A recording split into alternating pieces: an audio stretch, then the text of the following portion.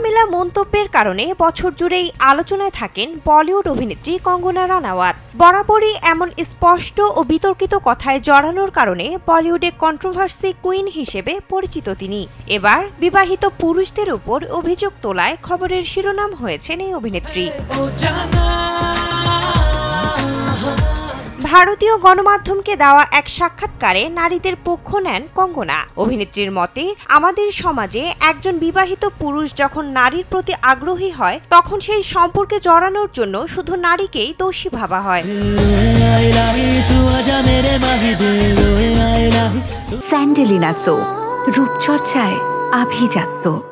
যা নিয়ে কঙ্গনা বলেন, এমন পরিস্থিতিতে মানুষ সবসময় সেই নারীকেই দায়ী করার চেষ্টা করে। ধর্ষণের শিকার নারীদেরও তাদের পোশাক বা রাতে বাইরে থাকার জন্য দায়ী করা হয়।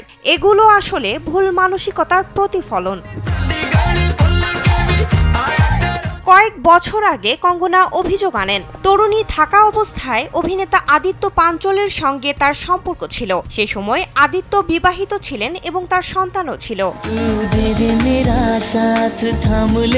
এরপর 2019 সালে কঙ্গনা সেই আদিত্যের বিরুদ্ধে হেনস্থা ও ধর্ষণের অভিযোগ আনেন, মামলা করেন। এরপরও ঘুরে ফিরে দোষ বর্তায় কঙ্গনার ওপর। সে সময় আদিত্যের স্ত্রী জারিনা ওয়াহাবের কাছেও সাহায্য চেয়েছিলেন কঙ্গনা, আর এটা তার জন্য খুব কঠিন এবং কঠোর সময় ছিল।